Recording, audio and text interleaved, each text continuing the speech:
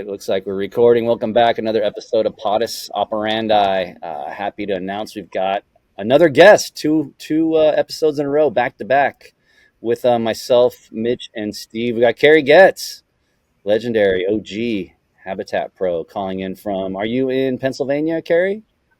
I'm in Jersey right now. I moved to In Jersey. Okay. I moved to Jersey back in like 2006. All right. Hey, look at learn something new. I wanted to get a backyard so I could build a ramp. Can't do that in Philly. Yeah, that's amazing. Mini ramp in the backyard's the dream. Fulfilling the dream. So in honor of Kerry's guest appearance here, we're going to watch TransWorld Feedback from 1999, where Kerry shared a part with Bam and Mike Maldonado. And Kerry and Mike are currently on the same board sponsor, Terra Planet X. And we're going to show a re-release of Kerry's first pro model. Is that right, Mitch? Yeah, first pro model on Terra. Back again. We'll get into that. 10-year anniversary. Yeah, 10-year anniversary. We'll get into that after we watch Feedback, and then we'll just shoot the shit from there. Without further ado, let's roll Feedback. And Kerry, please chime in and let us know any funny stories that or any memories that this video part jogs. Okay. I had no idea that it was set to the Pixies until 5 minutes ago when we watched it. I barely knew any of the music that they would put in my video parts. I just was like, oh, that sounds kind of cool. Everybody would just edit stuff. Did you guys edit this on the East Coast, or was it done? No, I never sat down and watched any editing. I just skated, filmed, and when the part came out, it came out. And who filmed? It wasn't. I was like, I didn't want that trick in there. I didn't want this. It just happened. Was G filming a lot of this? Yeah. Yes. G filmed a lot of this, and Joe. Joe. What I thought. So Joe and G. Oh, sick. Yeah. That's G. That's G's car right there in his Nissan Maxima. I'm almost positive that's what that is. Moldy. Yeah, and this was cool because I didn't even see a lot of their footage either, because they'd go on other missions by themselves if I had to go home and work or do some other shit, because I was 2 hours away from those guys. So they'd just I'd see this footage for the first time. You were still up in the sticks. Yeah, I had no idea. It was the only time I would see them get footage was when I would stay at their house or something. Dude, I love that City Hall square ledge. Oh yeah. Anything. How many of these spots are still around? I know. Not many. Yeah. I paid some dude $25 It's to a do very that late front 90s. board. The dude kept kicking us out, and I was like, "Dude, I'll give you $20. Let me just land this trick real quick." And he hooked it up. I always loved this stuff. That's awesome. People hated on Bam for all this shit, but it was cool. I mean, there was wax everywhere. Yeah, it was cool everywhere, but it was actually very creative. It's ahead of its time. Yeah, nobody else was doing that. Yeah, Bam was always creative on a skateboard, which was rad. Because if he couldn't skate a ledge or do certain flip tricks, he'd come up with some other creative shit. Even all this Dust Bowl stuff. Yeah, Bam always was like, well, I can't fucking kick flip or I can't frontside flip, but I'm going to create some crazy shit and do it over here, drop in on this. That's what was cool about. Kick flip tail drop that thing. Yeah, and this trick, you know what I mean? Yeah. Where'd that fucking come from? I never even seen him do that. This rail is my Lehigh Valley rail? Yeah, this is my favorite rail. Yeah, that was at a college, and we were able to skate it a lot too, which was good. They actually took it out of the ground and got rid of it. I actually went to another section of the school and ripped another one out, cut it from the bottom, and then put it back into the location where it was. But it ended up being 8 inches lower, so it was almost like skating a flat bar. Dude, that West End frontside flip. Oh man, I loved that place. That was another park. That was the best indoor spot. It was. It was so tiny too, but it just was built correctly for street skating and hip skating and pyramids. And then even the second park that they had was great. It was bigger. Yeah. And for Danny owning it, Danny was just so far, like, you wouldn't even think Danny would know how to even, like, build a skate park or anybody, not know anything. He just hired some good dudes to come in and do it, and they did it right. Yeah, because I remember, like, we would drive up there all the time. Like, that was like a good 2 hours from the city. Yep. Me too, man. I was living in Philly, and I'd go back up to my hometown just to skate that park, like, all the time. It's funny that Maldonado board slid that the 3-block school hubba. Like, I think that's the first time it's in a video. Yeah, I think that was the first time anybody hit it was Mike. That was insane. If he would have landed that, look, he probably would have landed. He got kicked the fuck out. Yeah, always. Yeah, I wasn't there for that. Yeah, it seemed like they went on there was like a bunch of West Coast clips, and you were all your stuff was out here. Yeah, I think this was when I had my broken ankle. A lot of the times, I was kind of out of the mix. I broke my ankle around this time, I think. So I was kind of like, yeah, because that was like right when you went pro, right? Yeah, right when I went pro, it was like, actually, it was like, it might have been prior to this. It was right when I got sponsored. I remember coming home from the Cali trip, getting sponsored, and I broke my ankle on my way home. It sucked. And it wasn't just a little break. It was like compound fracture, blood all over my that water gap, right? Exactly. Yeah, from that toy machine. The big water gap. Yep. Brutal. And Salego carried me out of the place up over. They had to throw me up over a fence. Good thing there was like a hospital like 5 minutes away. Damn, that's crazy. Yeah, it was. That was the same spot that Mike's like truck ripped out of his board, right? Back when eating it. Same day. I think that shit happened right before I broke my ankle. Like, I was like, all right, I'll give it one more. I'll give it one more try, and boom, broke my ankle. If I could go back and change one thing, it'd be that. Yeah, that's a crazy one. Yeah, that board slide that Mike did was so sick. Dude, is that a big ass Fury truck sticker? Yep. On your board? Oh yeah, I noticed that in the mini ramp. They gave us they were like this. They fill up the whole bottom of the board. I think if I remember correctly, whose company was that? Was Flip do that or something? Yeah, I think it was through Blitz. Yeah, exactly. Yeah, so I was so pumped. I was like, Fury. Those trucks were so fucking heavy when I first got them. But I was like, you know what? It's a part of Flip. I'm gonna just represent. That's awesome. Yeah, I remember Arto rocked them. Yeah, Muska on there. Yeah. It was a sick team. They had that weird like ball turning geometry, right? Like the pivot cup was a ball. Yeah. Well, I think they ironed all the kinks out, but then I don't think it lasted that long. I don't think the truck company lasted too many. Oh yeah, because they had that weird base plate too, where you put the hardware in it and you like screwed them into it.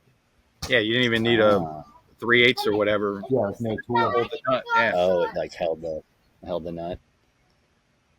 It's funny. Very creative. It was creative. The truck company was rad. They were creating new shit, but I just think it was a heavy truck. At least when I first got on. Yeah, and it's at that point, and even now, it's like it's hard to compete with the ones that have been around forever. Yeah, correct. Yeah, I mean, I think I ended up just putting Thunders on and still having Fury stickers on the bottom of my board. Yeah. Yeah, you're not the only one. I'm sure plenty of people did stuff like that. We've all seen it. And then I'm at a contest and Rick Howard like asked me to ride for Royal, and I was like, oh my god, Rick Howard's talking to me to ride for Royal? Oh yeah. And that truck was light, but it didn't turn for shit. But if you put some like Bones bushings in it, it turned way better. Yeah, I remember them breaking all the time. Yeah, they were. Yeah, to me, they were my favorite trucks just because they were so light. I don't know. I just got used to them, and I was a huge Rick Howard and Mike Carroll fan, so I was like, I'm representing the shit out of this. It makes sense for sure.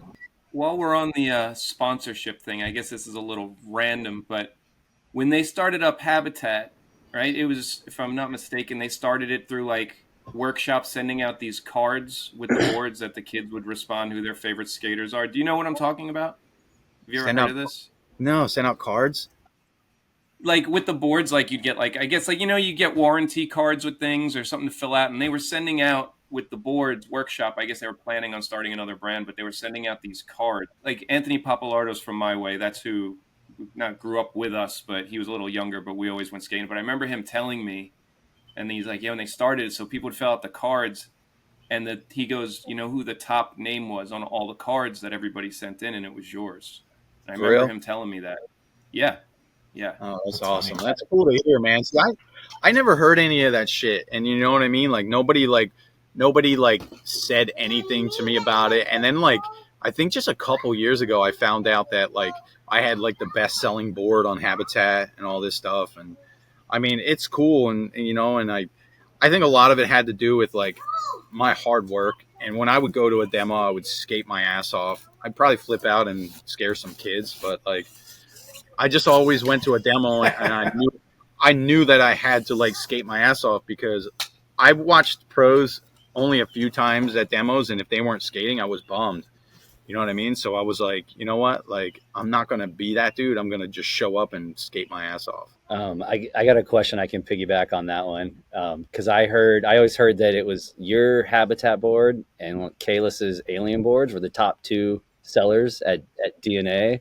And then I also heard that Kalis loved to kind of like poke and be like, hey, how many did you sell this month? How big was your check this month? Because Kalis always liked to brag that he sold the most, but you would outsell him. I don't know how often you would outsell him, but he loved. So I'm wondering, number one, is there any truth to that? And number two, do you have any funny stories of arguing about board sales with Kalis? You know what? I never did. I don't remember it at all. Like maybe he was like, you know, talking to Carter and Joe and those guys like, hey, how many boards? Like I never really gave a shit. You know what I mean? I just was like, I was doing my thing and checks would show up and they were cool. And some of them were massive. And I'm like, oh, whoa, I got all these extra fucking money this month. That's rad. And, you know, I don't remember even battling with them because that's just not who I am. You know, I just never cared. Yeah. Sounds like more of like a Kalis thing. Since that's kind of like a bygone era, like making good money from your board sponsor and, you know, being on DVS kind of in their heyday with a pro model shoe.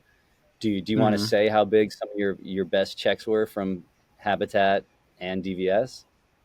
And it's funny, like, yeah, I'll tell you, because I couldn't believe it when I was hearing some of the DC checks. They were like double my shit. I was like, what? I was like, people were saying like I had the best selling DVS shoe and my biggest check was 45 grand. You know what I mean? Like, that's what mine was. Like, that's the biggest check I ever received.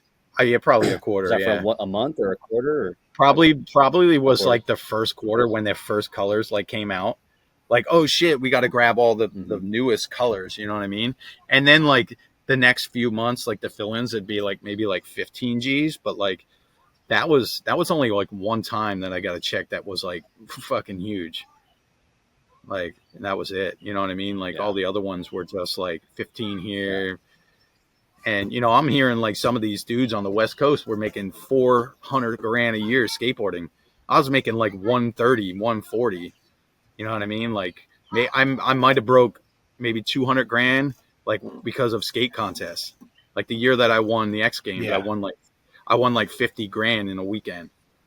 You know what I mean? So like that was fucking huge. Like adding that on to like, you know, the 15, 20 G's I was making a month, you know? Yeah. But I was making like that by like 7. I was making that by having like 7 sponsors. You know, I had like Spy Sunglasses was paying me like $700 a month. Like I didn't like all these random sponsors. It's like, yeah, we'll give you 500. We'll give you 700. I was like, oh, cool, man. I remember we were all like into it at that point because you had like there was a Clive bag with your name on it. There was like an Ezekiel clothing line with your shit on it. So we were all like, dude, gotta support Kerry. Like we bought this shit. Yeah, dude. Ezekiel was one of my 700, 500 a month from sunglasses and backpacks. Yes, of course. It was just so random. I actually had like an agent just for a really short time. He's the one that kind of got me the Spy thing. This was when I was hitting the contest scene like real heavy in the 2000s, like the early 2000s. I only did contests for like maybe like 3 years, like real hard, because like once I started like, because you go to a contest and you're always partying. Everyone's like, we're going partying. And then you got to get up and skate at like 10 o'clock in the morning. I started like just not being able to like get in the top 5 anymore. Like everyone's staying up late, this and that. And I kind of was like, you know what? I'm just going to go do my own thing and just street skate and film, you know, because I didn't want to travel to get like 8th place. You won Tampa at one point, right? Yeah, 2000. No, you're good. You won Tampa at one point, right? Yeah, okay.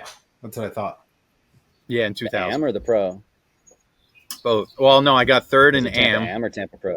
I got 3rd in AM 2 years prior, and then I got 1st in Pro in 2000. So you can go back anytime and go straight to Sunday. I know, pretty awesome. I have another and the Pro one. That's when you started Nocturnal right after that. Yep. When you won that one. Yeah. Oh, nice. So how many years has Nocturnal been going? 24. So 24. Wow! Yeah. Congratulations. Thanks. We stopped by. You know what? We stopped by there. I was on one of those Emerica wild rides with the motorcycles. I think it was 2008, and we lined up all the motorcycles in front of your shop and like grabbed lunch around there, and went to FDR too. Oh, that's rad. I got another funny contest question for you. Do you remember a contest in Chicago in the early 2000s where like a street skater was paired up with a vert skater and a BMX rider? And I guess what Rob Dyrdek and Colin McKay were paired up with like Mike Escamilla, and then ended up winning. Shit. Okay, I'm kind of getting that one confused because I did one. I think I did one where it was like a BMX rider and a rollerblader and me. Wow. Wow. I don't know if that's the same one because I heard it was Dyrdek and McKay were paired up with a BMX guy and they ended up winning. And so I was going to ask you, if you remember it, if you think they won fair and square, or if you think they bribed the judges. I don't know. I mean, that one's not ringing a bell. Like competing against a BMX rider with Dyrdek, I don't know. That one's just not ringing a bell. Yeah, a friend told me that Dyrdek and McKay took the judges out the night before and bribed them. I do remember the one that with the rollerblader and the biker. I think it was Ryan Nyquist. Ryan Nyquist was my teammate. I'm almost positive it was Ryan Nyquist. And then I don't remember who the rollerblader was, but I do remember I think we won that contest. But dude, even that City Hall X Games. Oh my God, that was amazing. Oh yeah, didn't you front 180 over the mayor? Yeah. Yeah, that was a love. I should have hit him. He like pretty much banned skateboarding like that weekend. Yeah, right after that. Yeah, that was insane. And then they turned down DC's like $1 million offer. Yeah, which was ridiculous. Like just for us to skate a fucking public park. Nuts. Yeah. Like here's $1 million just for upkeep. Like we don't want you to change anything. Just let us be here.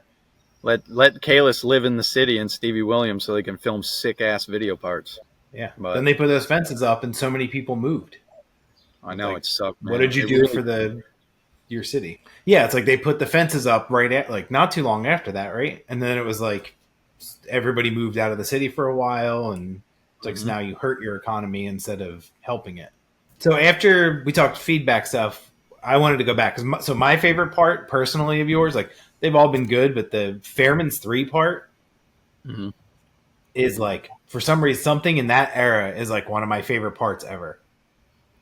Like, well, that's another one where I'm sure you didn't pick out the song, but it's so good. I actually did pick that song.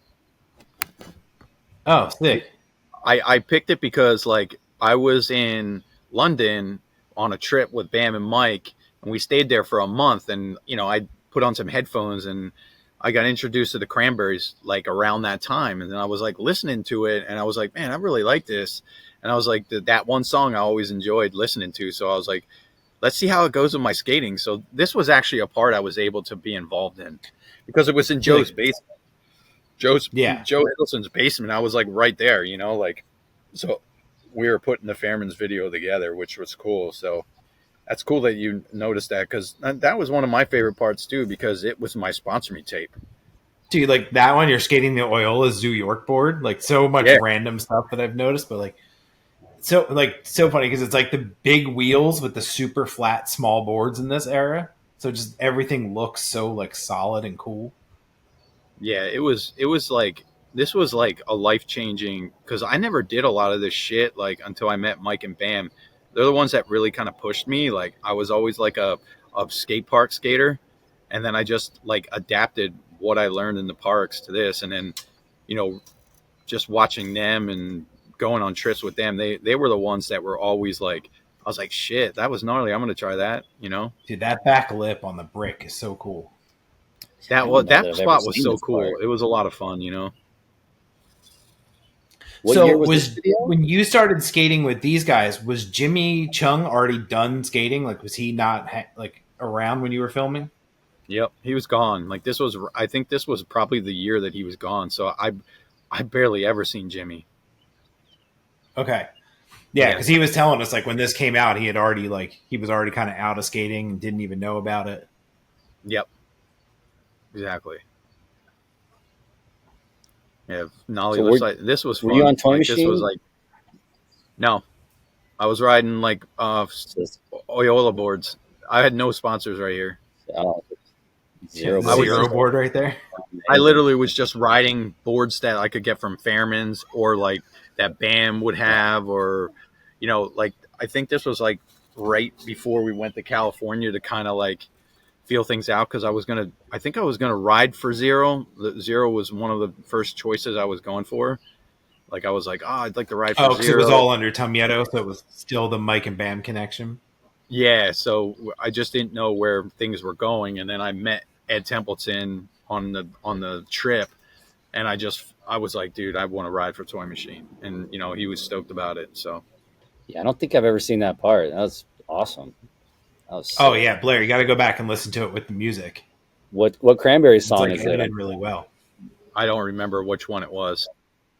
What's funny is I seen Solomon Aga, James Kelch, the whole like real team, except like Sean Mandoli was not there, but I was skating in the demo and I had glasses on, and everybody thought I was Sean Mandoli.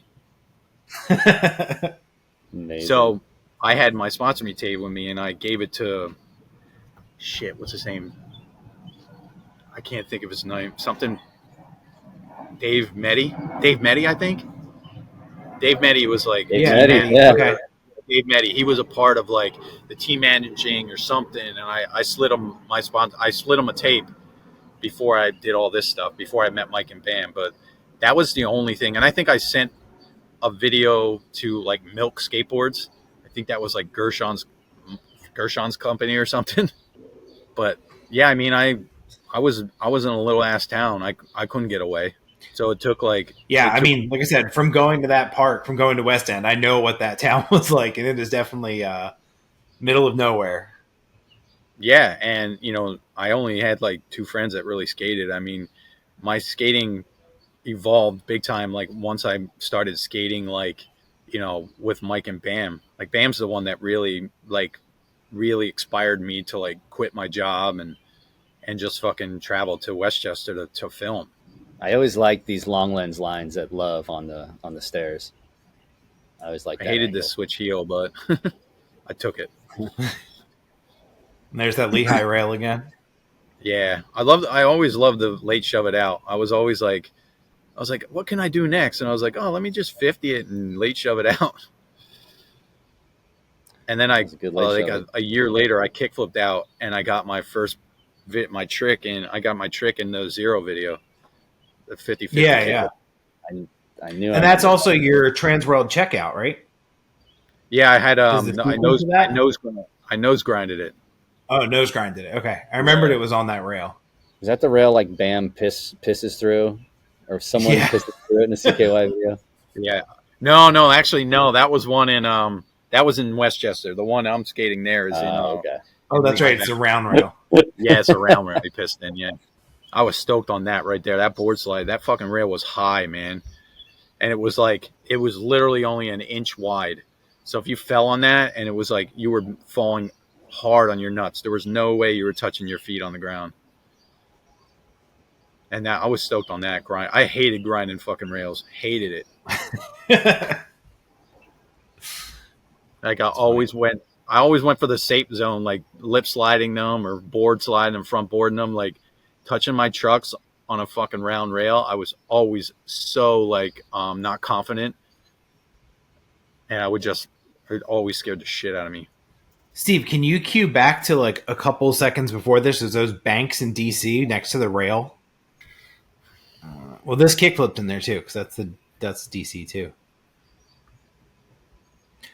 But yeah, like we were talking about Joe Hiddleston stuff. He just had I'll just tell you where to pause it. But yeah, Joe Hiddleston's YouTube channel, definitely like check it out. It's got he's got all the raw footage from all this stuff, a bunch of the toy machine videos. Like he's got the tries from Mike's ollie over the Federal Building wall. Yeah. Oh man, it's crazy how fast he did that. Yeah, like I expected it to be like a ton of tries, and it was quick. Yeah, this spot right here. Yeah. So the latest episode that he just put up has all the tries of like everybody skating this, and it's so cool to like watch the attempts and just see the raw footage of it. Like I love that stuff, like the behind the scenes kind of things. Yeah. Like Bam goes up the bank and does a switch flip, and then comes back down and grinds the next rail. Yeah. He does the worst switch flip ever, and he knows it. But even as he's doing it, he's like talking shit about it. Like he was like, dude, like I was scared for him. That rail was fucking. It was like aluminum, sticky, and then had a little kink. Yeah, you can see he couldn't get out of it. Yeah, it wasn't like a really fucking good rail to grind, and I remember being scared for him. I was like, damn, this is gnarly. So it's like it almost doesn't do it justice how gnarly the fucking grind was. And then Maldonado actually ollies the fucking first rail up on the first set. He ollies over the rail into the bank and goes down and back 180s over the whole fucking bank and the flat. Like huge fucking. Yeah, I think that's in there too. Yeah, dude, that was. Yeah, he ollies it. I don't think he makes the back 180. I think he slams on the back 180 and doesn't. That's right. So so he makes the ollie and then he goes for a back 180 and doesn't make that. But man, that thing was huge to even try and back 180 it. So yeah, shout out Joe Hiddleston. This definitely check those YouTube videos out. They're pretty awesome. He's like digitizing all his old tapes. What's the name of his YouTube channel? Just his name? I think it's this is the Fairman's page. It's Joe _ Hiddleston. Yeah, there you go. Yeah, Joe _ and yeah, there's like 20 something episodes up now.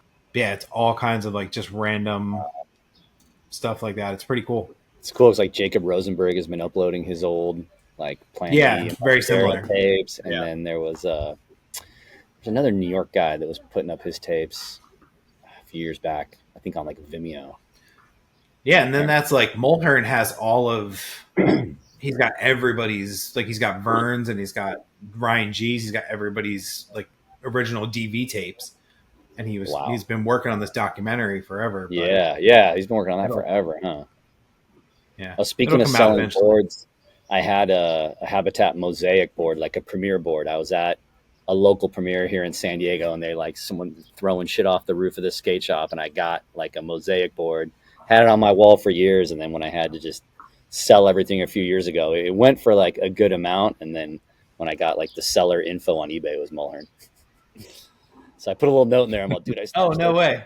Yeah. That's awesome. Like, dude, I'm stoked you got this board. Speaking of boards, yeah, we can get into that. Let's do it. So, yeah, Kerry's reissue of his first board on Terror. Don Pendleton did the art. Cool. Always loved the KG boards on Habitat, and I was like, you know what? I really want to bring that look back. And I contacted Don and said, hey, would you do a board for me? You know, with my new buddy's company, Terra Planet X, and he was on board, and you know, and he sent me this amazing graphic that is always just like on point. Like it was funny though, like he sent me one that had like more stuff from like Philly on it. There was like more going on in the graphic, and I kind of changed it. I redrew it and sent him a photo of it. And Don Pendleton goes to me, he's like, "You're the first pro that has ever tweaked my fucking graphic. I'm going to save this drawing." That's rad. That's so cool. I love Don's art. Yeah, it's funny. It's like little Philly stuff, like the clothespin that like most people, because it's not really a spot, so people don't really know about it unless you've been here. And like his take on the Liberty Bell, and then like the TOPX and the love block. Yeah. But yeah, for everybody that has an original one, we did a 10 Years of Terror topside, so they're slightly different. So it's cool to see. Looks like these are out there. And then there's another color of it too for the 8.5, but this is the 8.25. How was the transition of going from riding for Habitat to Terra Planet X? I mean, that was just like, things are tough with brands and stuff like that. And as you get older and stuff like that, and they're like, yeah, man, you can always have a board on our brand. You know what I mean? Like I knew like Joe would look out for me, like having a board and stuff like that. But I was like, how many boards am I really going to sell? You know what I mean? What am I fucking maybe sell 50 boards, 30 boards, something like this. And you know what? And I knew that this company Terra that my buddy was putting together could go somewhere. And, he just needs some names behind it or some help here and there. And I really wanted to support him because, he got a signature board signed by like freaking Stan Lee, a graphic done by Stan Lee, the freaking guy who created Incredible Hulk, Spider-Man, all this shit. Yeah. And like, I just really admired his work ethic and like all his creativity and bringing in like comic book graphics. And I was like, you know what? Like, I already did the Habitat thing. Like, it was a good run. I thank all those guys over there, the whole DNA crew. They looked after me. They gave me a fucking chance to live my dream. But like, I literally just wanted to help my friend out, and that's it. Yeah, and at the time, that was huge. The brand launching and having Mike on from the start, and then like a year or two later, you coming on definitely put way more eyes on it. Yeah, I just wanted to help in any way I could. Money didn't matter. It was just like I just wanted him to like I just wanted to give him some help. Yeah, sick. And like the logo's sick, like just the name's cool. It's different, you know what I mean? It's not just one name or one word, you know what I mean? So it just was like, it just really stood out to me. Yeah, it's cool because we can mix it up now and like we just do the terror stuff and people still know what it is. Mm-hmm. So with Habitat, was there ever anybody that tried to get on and you were like, definitely no? And was there ever anybody you tried to get on and everybody else said like, definitely no? I really wanted to get Mike on, Mike Maldonado. I put the word out there, but I mean, it just, I don't know. I mean, I can't make the decision for those people. You know what I mean? Like, I'm not the owner of the brand, but like, really, I really was thinking like Mike would be a good fit, like, and Brian Anderson was supposed to be a part of Habitat, like from the beginning, So, yeah. Oh yeah. I heard they had his boards made and then he just went to girl last minute or something. Nope. Oh wow. I never heard that. I mean, he stayed on Toy Machine for another year or so, and then he went to girl. But I remember this to this day. Like, so like I was talking to Brian a lot on the phone, this was before cell phones or anything, you know what I mean? Like we were just talking on the phone, like trying to make this decision, like, because we loved Ed Templeton, we loved Toy Machine, but it was just like, I knew the Habitat was going to be huge and I really wanted to be under the DNA distribution. And, there was a lack of money there too. We were told we were selling shit tons of boards on Toy Machine and we were making $700 a month. So like, we weren't seeing any board sales. We weren't seeing things. So like, I'm not going to call out any names or call out anything because I don't know a lot. Yeah, but of course. I instantly went to Habitat and started making thousands of dollars and selling boards and doing this. And, I was trying to move on with my life. I was in my early 20s and I was trying to like move out and make this shit as like a career that I could fucking just keep going and expand and get better at it, So, but I remember being on the phone with Brian and he's like, yes, we're doing it. We're going to do it. And I was like, I'll do it if you do it. And then Brian's like, yes, okay, I'm ready. I'm going to do it. I'm going to do it. And then I remember like literally like a couple days later, Brian's like, I can't do it, man. I can't do it.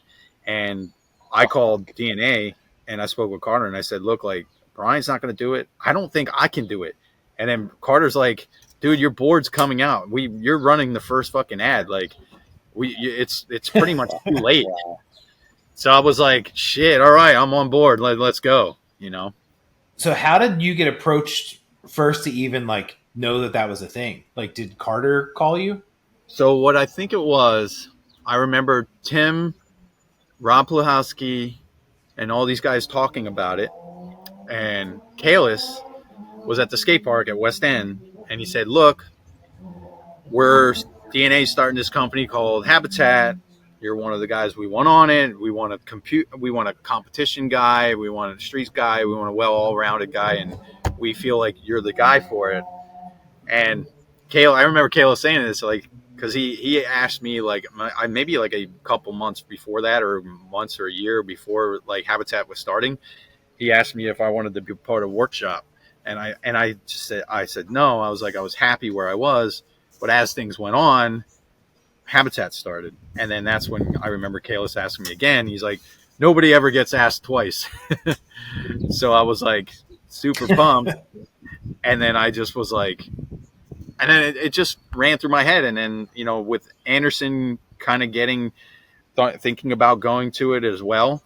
And then Tim O'Connor, Plahowski, Wenning, all these people were on this new brand. I was like, there's just no way it can fail. So yeah, I remember hearing the rumors. I was like, there's no way. And then all of a sudden the ad came out. Yeah. Well, it's like, I feel like the 411 commercial where you did like fakie flip, frontside half cab flip down the 2 sets of stairs. And they didn't have anyone's names till the end, but it was like you, Wenning, probably Danny Garcia, Appleyard. And I just remember that 4-1 commercial was really hard hitting. Yeah, dude, Danny Garcia was such a fucking rad part of the company. Danny Renaud too. I really liked his skating. His skating was so fucking sick. Yeah. I mean, the whole team was so well rounded, and then Silas gets on. Silas is insane. Stefan was insane. You know what I mean? And then Stefan riding for Nike and having that big shoe deal, like, you know what I mean? Like, it just was like all eyes on the Habitat, you know? It's funny that kind of comes full circle too, that you kind of got Kyle on Habitat and now he's on Terror. Yeah. I was trying my hardest to get Kyle on there. Yeah, I was trying to get Kyle on there my hardest, you know what I mean? It's like I said, I'm not the one that's saying, yeah, here's your contract, here's your deal, like, let's go, here's your board. And like, I'm just a friend that's, you know, trying to look out for people that are fucking rad on a skateboard. Yeah, and especially at that era, like Kyle was on one. He still is. Yeah, well, that's why I'm psyched to see it like come full circle, and it's like now you guys are both on a team again. Yeah, yeah. I'm one of the biggest Kyle fans. I fucking love Kyle. Can I toss one more in there before we go? So, like, going on tour with these companies, so with Habitat, we'll just say Habitat, DVS, which one was better? Or was there one that was better? Or I guess I'm assuming DVS had a bigger budget than Habitat would have to go on tour and stuff. But you know what I got to say? They were kind of pretty much equal. You know, maybe the hotels were a little bit better with, like, the DVS squad. But, like, I never gave a shit about that. A bed is a bed. You know what I mean? But I got to say, one of my favorite skate trips I ever was on was when Habitat rented 3 RVs, and we fucking slept in the RVs and campsites. We actually stayed in the woods one night. Like, the campsites were full. We literally pulled off the road back into this fucking sketchy road, and we just, like, camped out, put a fire up. We had a generator. I had this, like, Xbox with all these, like, Atari games on it and shit. We're playing, like, Atari games in the fucking woods with a generator going. Like, we could have got attacked by bears and shit. You know, like, it was just so rad. We're cruising around Germany in these RVs, and we're just, like, having the time of our lives and driving from spot to spot. And I got to say, that was one of my favorite trips, not even having hotel rooms, just literally, like, staying in these RVs, cooking things, and just having a tiny little shower. But it was just different. And it was like, I got to say, it was one of my favorite trips, man. And, like, yeah, it's cool to have a nice ass hotel and all this stuff, and, you know, be treated by people really well. But, like, I grew up from nothing. I accept, you know, I had a great family, and I grew up with a small town and all this stuff. But, like, none of that shit impressed me. You know what impressed me? I was, like, living my fucking dream. That was it. I was along for the ride, and I was going to live it the best I could. That's a good question, though, bro. Yeah. It brought back memories of that trip, man. It's like, it's actually like, I think it's on Fuel. Fuel TV came along with me on that trip. So if you guys look up Fuel TV, like I think it's called I forget the name of the show. Oh, I forgot there was a 411 day in the life. Yeah, that was fun to film. I have a good freak out. I cut my board in half with a Sawzall. Oh, was that at the TF, right? Yeah, that was one of my good freakouts because I hooked up one of the boards, like a brand new board, and it was steeper than my last board, and I hate steep boards. They have to be fucking flat. So I could not pop and hit my nose. I was trying to nollie back heel over the pyramid, and I could not hit my nose. So I fucking freaked out, grabbed the Sawzall, and just sawed it right in half, and then hooked up my old board and then landed it a few times later. But they filmed it. It was pretty funny. Man, that park was so fun. So while we were kind of on the topic, so how did the TF come about? Was that like a you thing or a Kalis thing first? Or was that just like... I think it was me. I was like contacting Carter, and I think Carter was on the same page of like, hey, we need our own skate park. And I think Rob had done the little TF out west. So I was like, look, like, you know, I'd love to have a skate park. I'm going to all these contests. It's only going to help me like be more consistent. It's only going to help me like in all these contests. So like a skate park would be rad. And they were on board, and they funded the whole thing, man. It was fucking so sick. It was like probably the biggest thing that I remember. It was like my own little private skate park, and I got to design it and all this stuff. And it was so sick, man. And it's like I had all my friends there. We would just go every night and go and skate. And we were there for hours, just training and having the time of our lives, you know. All right. Well, thank you so much, Kerry, for being on the show. Really appreciate it. Don't forget, shamelessly plug TerraPlanetX.com. Please do. Major shout out to my co-hosts coming from the Big East Coast, Mitch and Steve, and Kerry, the legend. Incredible career, amazing video parts. And the re-release or the homage to the first Terror board is out now. And with that, I think we can wrap it up, and we'll see everyone next month sometime.